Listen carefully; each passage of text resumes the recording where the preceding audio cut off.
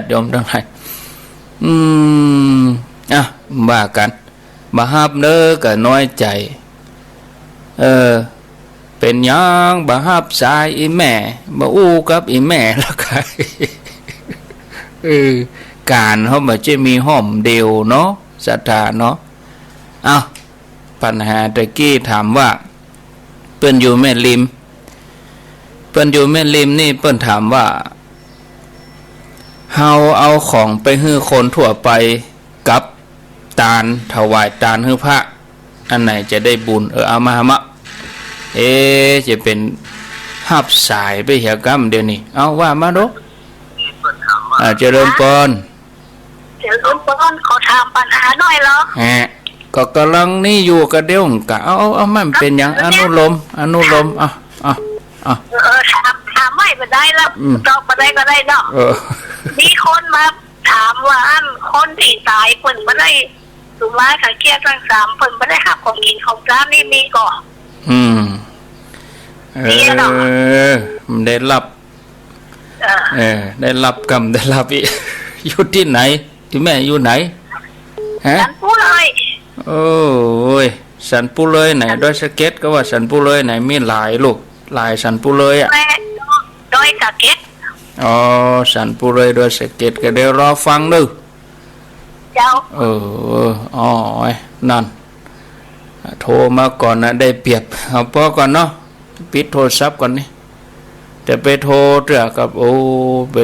เป็นเวลาช่วงเป็นเปิ้นกับเปิ้นเกยเนาะเปิ้น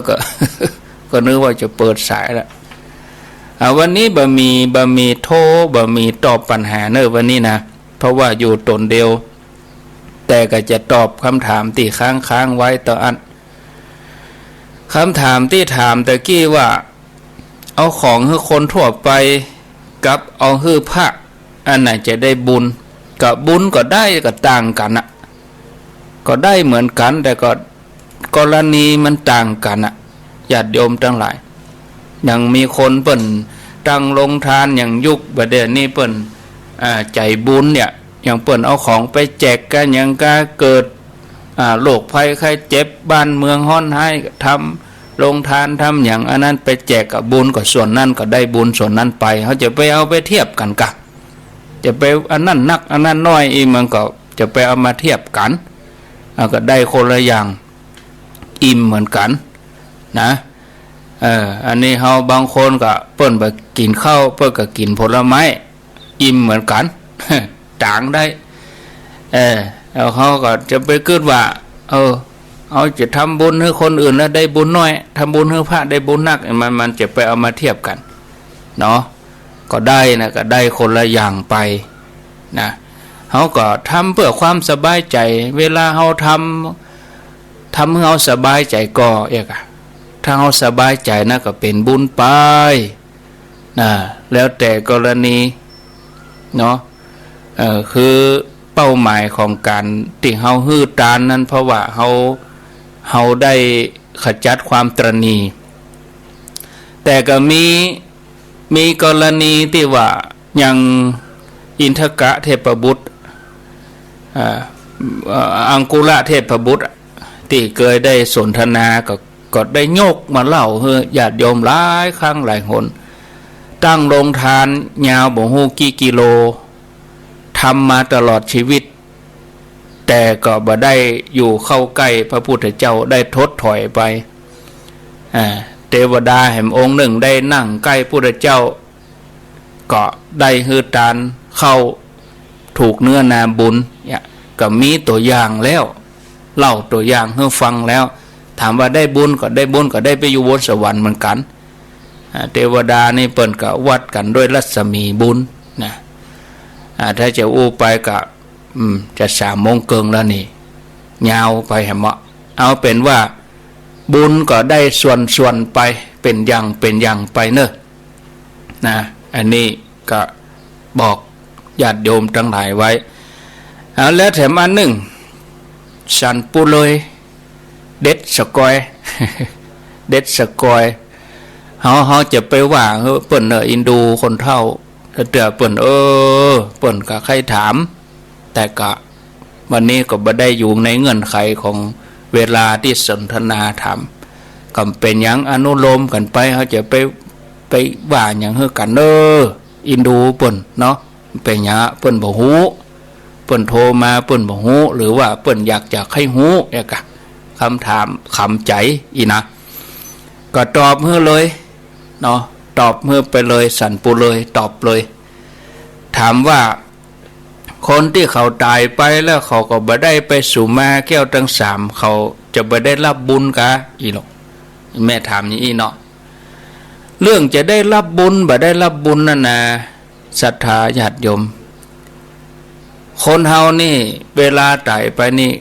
ไผก็บ่ฮู้ว่าจะไปอยู่ในภพใดภูมิใดก็แล้วแต่ว่าคณะที่ตัวเองเป็นคนอยู่มีลมหายใจอยู่ได้ปฏิบัติอันอย่างพ่องนั่นนะไผมีสิทธิ์ฮู้ไผบ่มีญาณอย่างฮู้เว้นแต่พระพุทธเจ้านะเปิ้นฮู้นะทีนี้เฮาเมื่อเฮาบ่ฮู้ว่าเปิ้นจะไปเกิดในภพใดภูมิใดสภาวะใดเปิ้นจะได้ไปอยู่ได้รับหรือบ่ได้รับอันนี้ก็แล้วแต่บุญที่ตัวเองทำถ้าเปิ้นอยู่ในภพภูมิที่เปิ้นพอจะรับได้ลูกหลานได้ตานฮื้อก็ได้รับ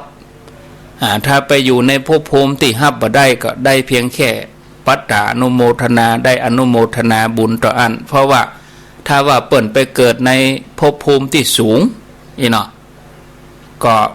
บุญที่เฮาทานไปนั่นเปิ้นก็ได้เพียงอนุโมทนาถ้าว่าเปิ้นไปอยู่ที่ต่ำก็ต้องยังไปเป็นขอโทษเนาะไปลงอบายภูมิก็เฮาก็เอานรกเปรตอสุรกายเดรัจฉานนี่เป็นต้นนะตามที่เฮาฮู้กันอันนี้ต่อเป็นกลางๆนะไม่ใช่เจาะจงเฉพาะคำถามนี่นะต่อไปเป็นกลางๆว่าถ้าอยู่ในภพภูมิต่ำถ้าไปเป็นเพศก็ต้องเป็นเพศประเภทปรัตถตูปชีวีเปรตถึงจะได้รับถ้าเป็นเพศประเภทอื่นๆนี่ก็ต้องมีบุญนักขึ้นมาแถมต้องใจกรรมใจเวรหั่นฮื้อเสี่ยงเหี่ยกรรม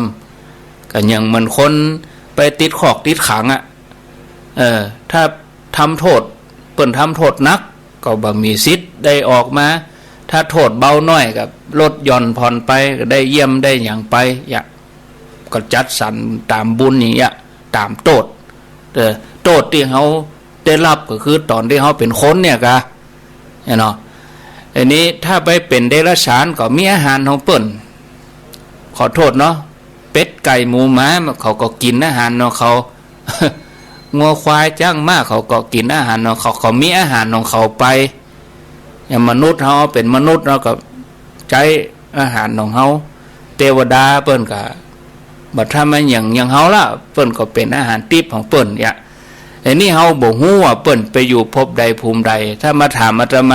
มาก็ตอบตรงไปเลยว่าอาตมาก็บ่ฮู้ว่าเปิ้นจะไปอยู่ในภพภูมิใดจะฟันธงไปเลยว่าอยู่ภพนั้นภูมินั้นนี่มีสิทธิ์ฮู้แล้วก็บ่ฮู้ตัวนี่เนาะแต่คำถามที่แม่ถามนี่ว่าถ้าบ่ได้สุมาแก้วทั้ง3เนี่ยจะบ่รับของทานอีกเนาะสุมาแก้วทั้ง3นี่คือเป็นความเชื่อที่มีเฉพาะทั้งเหนือเฮานะแม่แล้วก็ทั่วไปนี่คนทางใต้นี่เปิ้นอาจจะบ่มีหรือบ่มีหรืออาจจะบ่มี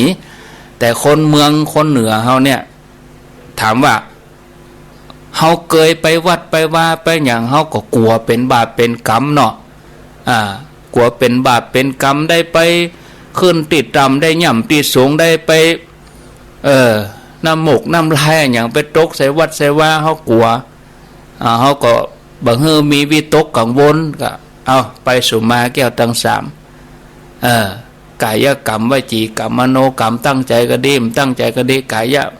ที่เฮาสวดกันนะกายเยนะวาจาแต่ถ้าเฮาสวดถึงวันเนี่ยเฮาทำวัดเฮาก็กายเยนะวาจายาวเจตัสสาวาพุทเทธัมเมสังเฆกุกมังปกตังมายายังเฮาก็ว่าของเฮาถึงวันอยู่แล้วเฮาสุมาถึงวันอยู่แล้วแต่เปิ้นก็เอามาติบ่ได้ว่าก่อนตายไปสุมาเหกรรม ถ้าได้สุมาจะไปได้รับบุญนี่โอ้ญาติโยมทั้งหลายเพราะบางคนมันก็บ่ได้อยู่ในสภาวะที่จะไปสุมาได้บางทีอยู่บ้านไปก็บ่ใจหูก็ให้ลูกให้หลานเอาขันไปสุมาเงี้ยกำขันไปกับคนเอาไปนั่นก็บ่ฮู้จะนี่จะได้ก็ไปตำไว้หั่นน่ะกำว่าอย่างได้ก็บ่ฮู้สุมาเนอะจะเอี้ยกำหู อันนี้ก็เป็นพิธีการนะส่วนที่จะได้รับบุญหรือบ่ได้รับบุญนั่นนะก็แล้วแต่บุญสมปานของเขาบุญสมปานของคนตายนะถ้าว่าเปิ่นไปอยู่ในภพภูมิอื่นไปแล้วก็บุญนั่นก็จะย้อนปีมาหาเฮาอย่างน้อยเฮาทำแล้วเฮาสบายใจนะอันนี้ก็อธิบายให้ญาติโยมก็คงจะพอเข้าใจเนาะ2-3คำถามแล้วก็ต้งปูแดงตะกี้นี่ยังได้มหูนี่คนเท่านี่ทำได้เปิดวิทยุกาว่าต้งปูแดงนี่อยู่บ้านโฮงเพนี่คนไทยจะได้ยินกับได้ยินก็เป็นอย่างนึกแต่ไปน้อยใจช่วงบ่าย3 ถึง 5 โมงนี่ก็พยายามจะไปโทรไปอย่างถ้าอยู่ในรายการก็จะเปิดสายนะเขาก็โทรบางทีก็มีเวลาเนาะจะมารับเพียกู้สายหรือบ่มีเวลาที่จะไปพอลายอาตมาเสตือกการอยู่วัดมันมีจะมานั่งหยาดนั่งคุยก็โทรศัพท์ก็มันก็บางทีก็ส่องหน้าคนหลายมันก็อย่างญาติโยมของหันนะกะตัวเจ้าจะมานั่งคุยท่านอย่างก็บ่เหมาะก็คนนักคนหลายก็เป็นตีอายเฮือเปิ่นเดี๋ยวการงานไปตั้งนอกก็จะมาถามปบตอบปั๊บนี่มันก็บ่ได้อันนี้ขอท่านทั้งหลายก็คงจะเข้าใจเนาะก็ว่ากันไปว่าจะเล่าเรื่องให้ฟังก็คงจะพอดีเวลาประเด็นนี้ก็3:29เอาเรื่องนี้คงจบประเดี๋ยวนะเรื่องหนุ่มบ้านนอก หนุ่มบ้านนอกมีหนุ่มบ้านนอกคนหนึ่งเป็นหนุ่มบ้านนอกที่ฐานะยากจนก็เสี่ยงโจกเขาไปทำงานในกรุงเทพทั้งที่บ่มีความรู้อย่างเลยอันนี้เป็นเรื่องเล่านะญาติโยมนะเรื่องเล่าอาจจะเป็นได้ข้อคิดได้เรื่องเบาสมองได้อย่างก็ว่าไปเพราะวันนี้อยู่ตนเดียวแล้วกำเดียวก็4 โมงก็เปิ้นจะถ่ายทอดกันเนาะหนุ่มบ้านนอกนี่ก็เข้าบางกอกหนุ่มบ้านนอกไปเสียงโจกก็มีความรู้อย่างต่อใด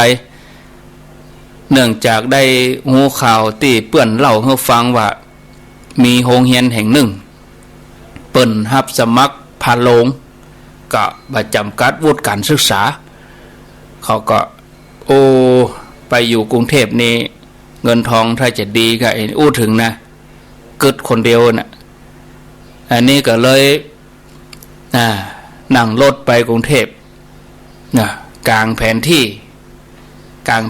ที่เปื้อนเขียนให้ว่าโรงเรียนเนี้ยนะก็ถามไปตามกัดตามลีจะไปสมัครศรัทธาญาติโยมกลัวจะป้าก็เหงื่อปอไหลเห็นนี้ก็เข้าไปที่ธุรการโรงเรียนสอบถามว่าโรงเรียนนี่เปิ่นสมัครพาโลงแม่นรับสมัครพาโลงแม่นก็เจ้าหน้าที่เปิ่นก็ตอบได้แม่นละประกาศรับสมัครก็ห้องไปนั่งแล้วก็ยื่นใบสมัครกรอกเขียนหนุ่มบ้านนอกคนนี้ก็หายเหนื่อยแล้วก็ยิ้มยกมือไหว้เจ้าหน้าที่บอกเจ้าหน้าที่ว่าขอโทษครับไปหรอกคือว่าผมมันอ่านหนังสือบ่ออกเขียนหนังสือก็บ่ได้นั่นเจ้าหน้าที่ที่นั่งรับสมัครก็หน้าเปลี่ยนสีเลยเขียนหนังสือก็บ่ได้อ่านหนังสือก็บ่ออกแล้วมาสมัครอันยังกันนี่กึดจะมาสมัครงานที่โรงเรียนถึงจะเป็นตำแหน่งแค่นักการพาโลงถึงแม้เปิ้นบ่ได้ใจวุฒิการศึกษาแต่อย่างน้อยก็น่าจะอ่านออกเขียนได้พ่องกาลุงเนาะลุงนี่ใจห่อเหี่ยวไปเลย ไอ้เนาะไอ้ ต้องอ่านออกเขียนได้พ่องกาใจหนุ่มนี่ก็หน้าเปิดแพทโยกมือไหวเจ้าหน้าที่ก็งบเจ้าหน้าที่ธุรการนั่นนะผมบ่ฮู้หนังสือแต่ครับนี่เนาะแต่จ่วยฮับผมไว้หน่อยเตอะผมอุตส่าห์ลูกบ้านนอกบ้านนามาแบกความตุกมานี่จะมาสมัครเป็นนักการพะโลงขอเตอะฮับผมกำอีหลอขอร้องนะคือผมแบกหามกวาดถูอันยังได้กู้อย่างผมถึงบาจีแหงนี่หรอเจ้าหน้าที่นี่ก็คงจะบ่ได้เหรอก้าไอ้นี่เนาะเจ้าหน้าที่ธุรการนี่ก็เก็บใบสมัครกับปากกาที่จะให้เขาเขียนได้หน่อยล่ะแล้วก็จักเอามาคืนปิกเอามาโดยบ่มีเยื่อใยอะไรอย่างเฮามาสมัครงานกับโรงเรียนนะอย่างน้อยก็ต้องมีพื้นฐานพ่องกาอ่านออกเขียนได้พ่องกานะเจ้าหน้าที่ธุรการเปิ้นก็อู้ถ้าบ่ฮู้หยังเลยก็เสียใจด้วยเนอะคงจะบ่สามารถที่จะให้กรอกใบสมัครได้ขอเสียใจด้วยปิกไปเถอะอีนะปล่อยใจหนุ่มคนนี้ก็ขอตกเตียวออกโรงเรียนไปตั้งความหวังว่าเขาจะได้มาทำงานบางกอกกรุงเทพนี่เนาะอุตส่าห์ลูกบ้านนอกมาเขาจะเนี่ยจะได้หน้าตาก็งอยเงาแล้วบอกฮู้ว่าจะเนี่ยยังกรุงเทพประเด็นนี้พี่น้องก็บ่มีเอาละเป็นสะเลิงสะเชิงก็จะต้องจำใจเอาสตางค์ที่เป็นสตางค์อันสุดท้ายนี่นะเงินก้อนสุดท้ายนี่นะก็ปีกบ้านแหละปีกบ้านเฮาดีกว่าสมสารกับบ้านเหมือนนกปีกหักแต่เมื่อปีกถึงบ้านก็เลยนึกขึ้นว่าตัวเฮาเองนั่นก็กำลังได้รับมรดกเนาะเป็นที่ดินล้างก็หมอกแมวดิ้นตายเนี่ยพ่อแม่ที่ลาลับไปเขาก็มีที่ดินฮะน้อยด้วยความเจ็บใจหนุ่มคนนี้ก็เกิดแหงมานะขึ้นมาแหงฮึดเนาะคนเฮามีแหงฮึดต่อเอาอย่างก็จ้างเด้อญาติโยมมันก๊อกสองหรอแหงฮึดมันมีหรอก็เลยเอาเขาบกเอายังไปเพี้ยวทางตีลกล้างหั่นตีส่วนเก่าลกล้างแล้วก็ก้อยเนาะพลิกพื้นแผ่นดินนะเอาผลไม้ลงทีละน้อยเอาบะม่วงกาเอาบะกล้วยเต็ดเอาจักไข่นี่นะปลูกไว้เป็นส่วนผสมผสานเนาะปลูกพืชไปตามฤดูกาลเอาพักละพ่องเอาอย่างใส่อย่างญาติโยมขอเนี่ยเนี่ยกะพักเจียงดาพักอย่างหน้านี้พักละจำขายดี โยมมาเล่าให้ฟังอันนี้เปิ้นก็ตึงเป็นคนซื้อคนขายนั่นนะพักละไปเรนนี่แป้งของท่านอาจารย์นะเขาเอามาขายนี่เขานับเส้นได้นะ5 บาทวะท่านอาจารย์โอ้ก็ใช่แต่เนอะพักละหน้าแรงนี่นะพักหน้าแรงนี่แป้งกาอีเนาะโอ้ข้าเจ้าก็ปลูกข้างในมันก็ปงดีปงงามเนี่ยเขาก็เอาวันขี้งัวเนาะขี้งัวเขาใส่ขี้งัวเตียน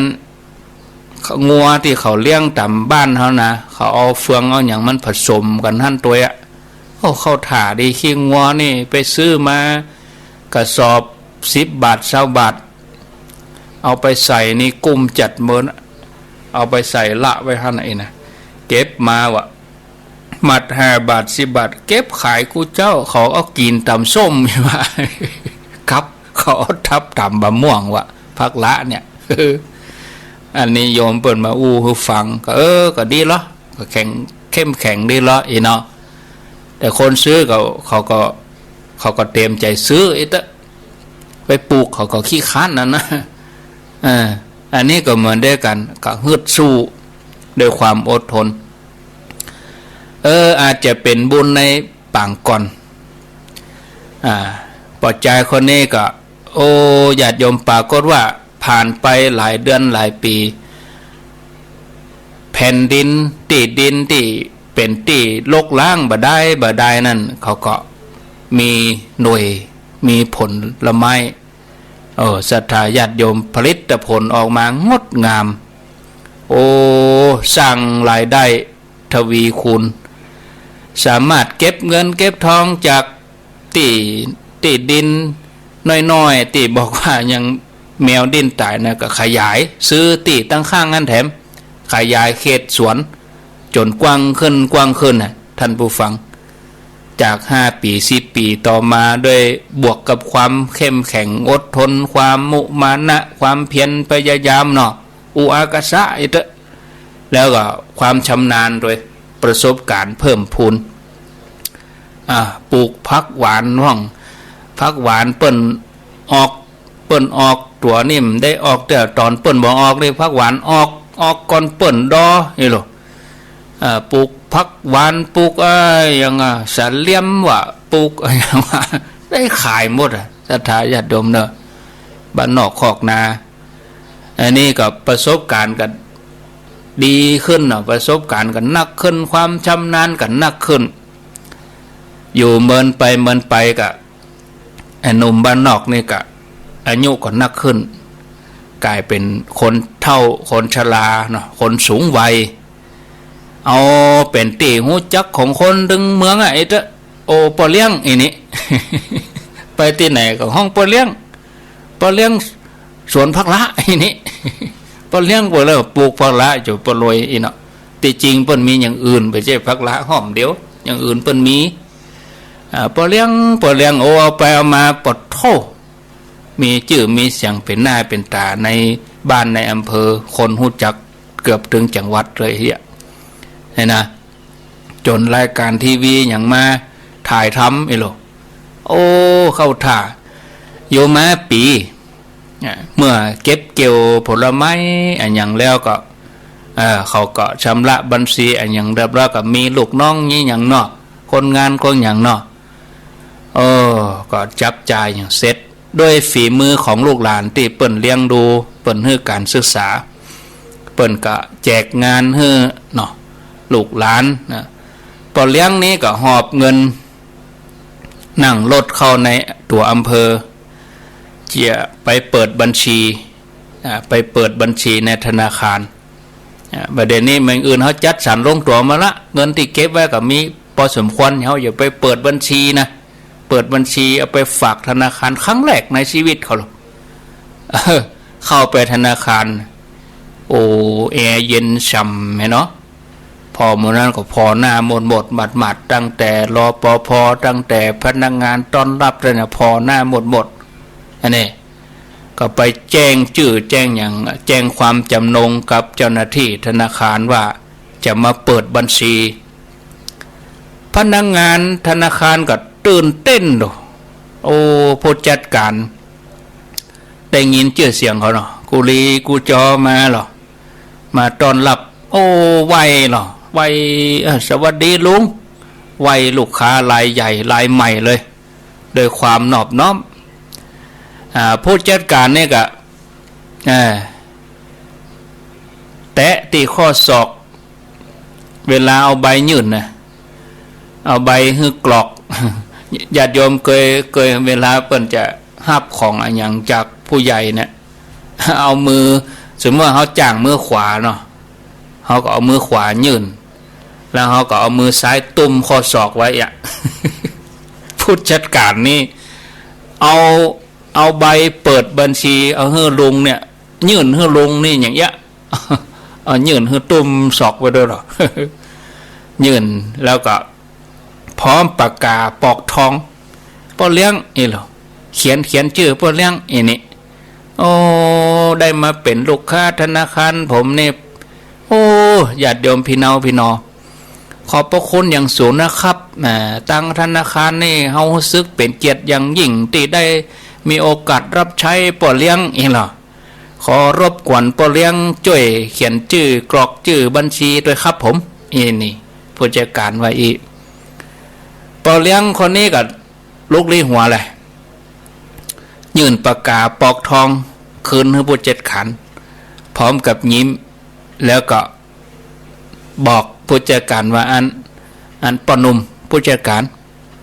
ช่วยเขียนให้ลุงคำมาเองอย่าให้ลุงเขียนหนังสือบ่ได้เนี่ยเขียนหนังสือบ่ออกอ่านก็บ่ออกด้วยผู้จัดการก็งงแหละก็เอาปากกาคืนมาแล้วก็อย่างออมแอมกับลูกค้ารายใหญ่นี่เก่งใจอยู่ก็ว่าผมบอกมาก่อนนะว่าป่อเลี้ยงเนี่ยเขียนหนังสือบ่ได้อ่านหนังสือบ่ได้นะเนาะขออนุญาตถามป่อเลี้ยงด้วยความเคารพหน่อยหนึ่งเนาะคือว่าเฮาเนี่ยฮู้จักกันตึงจังหวัดฮู้จักป่อเลี้ยงชื่อเสียงป่อเลี้ยงกิจการพืชผักสวนครัวผลไม้ตั้งแต่พักไผ่หอมดวนจักไข่ไปถึงบัดเต้าบัดแตงไปถึงมะละกอมะละเกอบอกว่าเต็ดสดไปแผ่วปุ่นพละพักเชียงดาเขาหู้จักป่อเลี้ยงใหญ่ขนาดนี้ระดับจังหวัดแต่ผู้จัดการก็ยุดสกรรมด้วยความเก่งใจแล้วในที่สุดก็ลุดปากออกถามด้วยความงงนะแต่ป่อเลี้ยงอ่านหนังสือบ่ออกเนี่ยแล้วก็เขียนหนังสือบ่ได้แม่นกะครับป่อเลี้ยงนี่คนเฒ่านี่ก็ว่าผู้จัดการยิ้มเหรอยิ้มคือผู้จัดการแล้วบอกว่าก็แต่นะกะอันนี้ถ้าลุงอ่านหนังสือออกแล้วก็เขียนหนังสือได้นะญาติโยมลองพิจารณาพอผู้จัดการนี่จะแย่จะได้เห็นนี่ลุงคนนี้แกก็ถอนหายใจยาวๆผู้จัดการก็ลุ้นไปด้วยผู้จัดการลุงเขียนหนังสือบ่ได้อ่านหนังสือบ่ได้ก็ดีละก็มันดีอย่างใดลุงนะประโยคสุดท้ายทำให้ผู้จัดการเกือบตากหงายเลยประโยคสุดท้ายว่าถ้าลุงเขียนได้นะถ้าลุงอ่านได้ประเด็นเนี่ยลุงถ้าจะเป็นพันโลงพุ่นละศรัทธาญาติโยมเนาะใช่แต่เนอะถ้าเขียนได้ตอนนั้นน่ะคงจะสมัครได้เป็นพันโลงจนฮอดเกษียณแล้วเดี๋ยวนี้ไปได้มาเป็นป่อเลี้ยงว่ะเนาะจบลงไปอย่างนั้นญาติโยม35 นาที